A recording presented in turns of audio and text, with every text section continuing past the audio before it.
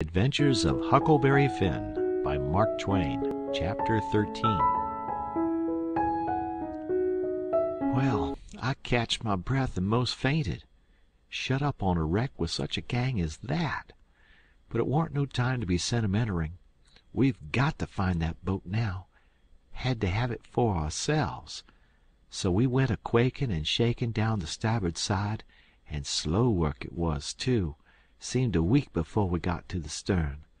No sign of a boat. Jim said he didn't believe he could go any further. So scared he hadn't hardly any strength left, he said. But I said, come on. If we get left on this wreck, we are in a fix, sure. So on we prowled again. We struck for the stern of the Texas and found it, and then scrabbled along forwards on the skylight, hanging on from shutter to shutter, for the edge of the skylight was in the water. When we got pretty close to the cross-hall door, there was the skiff, sure enough. I could just barely see her. I felt ever so thankful. In another second I would have been aboard of her, but just then the door opened. One of the men stuck his head out only about a couple of foot from me, and I thought I was gone. But he jerked it in again and says, "Heave that blame lantern out of sight, Bill." He flung a bag of something into the boat, and then got in hisself and sat down. It was Packard. Then Bill he come out and got in. Packard says in a low voice, "All ready, shove off." I couldn't hardly hang on to the shutters, I was so weak. But Bill says, "Hold on. You go through 'em?" "No, didn't you?" "No, he's got his share of the cash yet." "Well, then, come along. No use to take truck and leave money."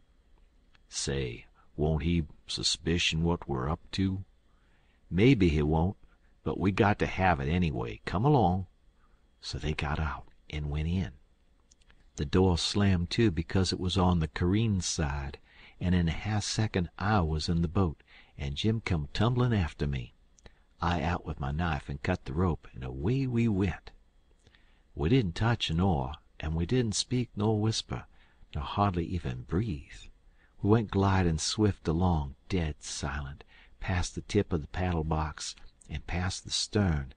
Then in a second or two more we was 100 yards below the wreck, and the darkness soaked her up, every last sign of her, and we was safe and knowed it. When we was 300 or 400 yards downstream, we see the lantern show like a little spark of the Texas door for a second, and we knowed by that the rascals had missed their boat and was beginning to understand that they was in just as much trouble now as Jim Turner was. Then Jim manned the oars, and we took out after the raft. Now was the first time that I begun to worry about the men. I reckoned I hadn't had time to before. I begun to think how dreadful it was, even for murderers, to be in such a fix. I says to myself, there ain't no tellin' but I might come to be a murderer myself yet, and then how would I like it? So says I to Jim, "First light we see we'll land 100 yards below it or above it, in a place where it'll be a good hiding place for you and the skiff, and then I'll go and fix up some kind of a yarn, and get somebody to go for that gang and get them out of their scrape, so they can be hung when their time comes." But that idea was a failure, for pretty soon it begun to storm again, and this time worse than ever. The rain poured down, and never a light showed. Everybody in bed, I reckon. We boomed along down the river, watching for lights and watching for our raft. After a long time the rain let up, but the clouds stayed, and the lightning kept whimpering, and by a flash showed us a black thing ahead, floating, and we made for it. It was the raft, and mighty glad was we to get aboard of it again. We seen a light now away down to the right on shore, so I said I would go for it. The skiff was half full of plunder which that gang had stole there on the wreck. We hustled it onto the raft in a pile, and I told Jim to float along down and show a light when we judged he had gone about 2 mile, and keep it burning till I come. Then I manned my oars and shoved for the light. As I got down towards it 3 or 4 more showed, up on a hillside. It was a village. I closed in above the shore light and laid on my oars and floated. As I went by I see it was a lantern hanging on the jackstaff of a double-hull ferryboat.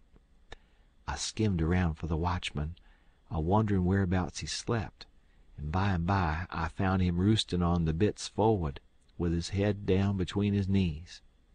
I gave his shoulder 2 or 3 little shoves and begun to cry.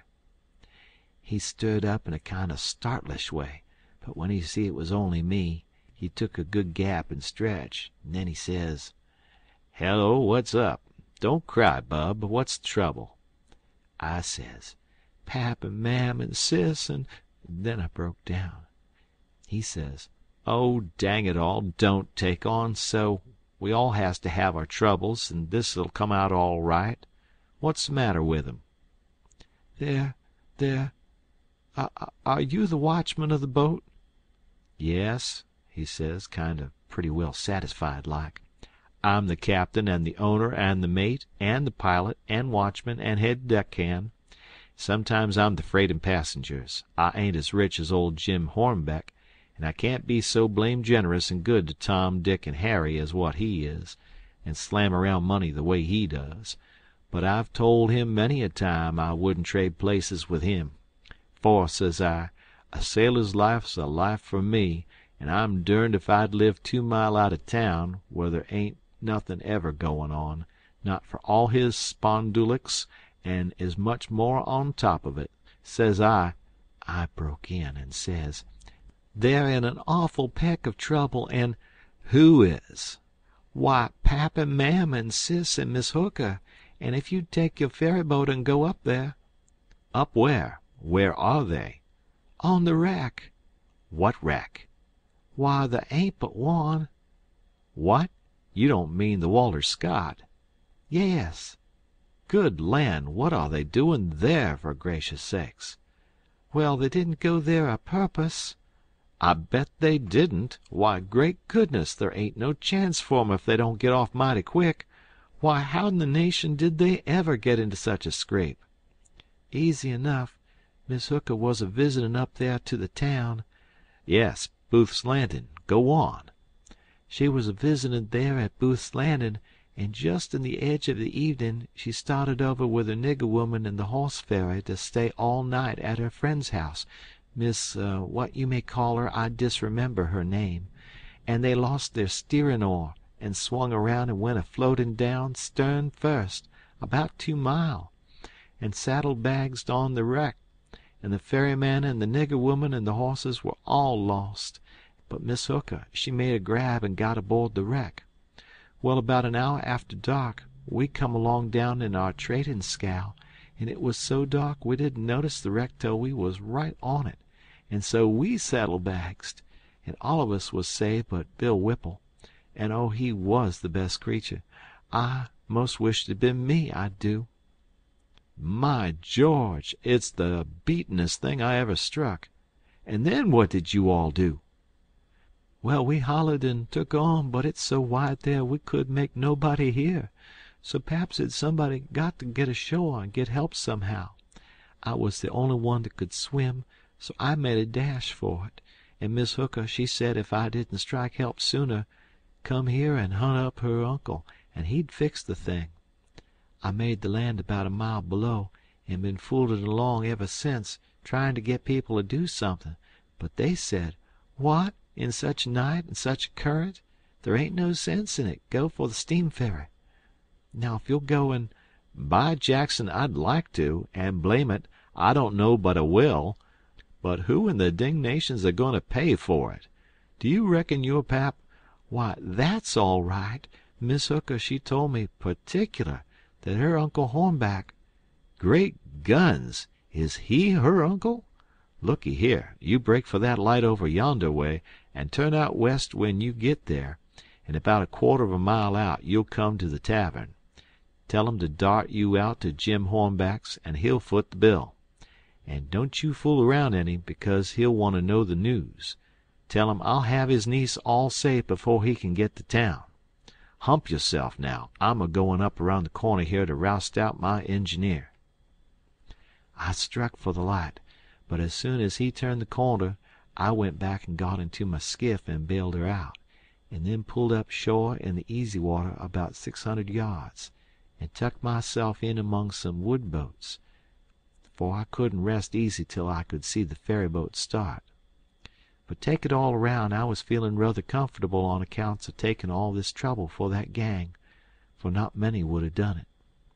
I wished the widow knowed about it. I judged she would be proud of me for helping these rapscallions, because rapscallions and deadbeats is the kind the widow and good people takes the most interest in. Well, before long here comes the wreck, dim and dusky, sliding along down. A kind of cold shiver went through me, and then I struck out for her. She was very deep, and I seen in a minute there warn't much chance for anybody being alive in her. I pulled all around her and hollered a little, but there wasn't any answer. All dead still. I felt a little bit heavy-hearted about the gang, but not much, for I reckon if they could stand it, I could. Then here comes the ferryboat, so I shoved for the middle of the river on a long downstream slant, and when I judged I was out of eye reach, I laid on my oars, and looked back and see her go and smell around the wreck for Miss Hooker's remainders, because the captain would know her Uncle Hornback would want them. And then pretty soon the ferryboat give it up and went for the shore, and I laid into my work and went a-booming down the river. It did seem a powerful long time before Jim's light showed up, and when it did show it looked like it was 1,000 mile off. By the time I got there the sky was beginning to get a little gray in the east, so we struck for an island and hid the raft and sunk the skiff and turned in and slept like dead people.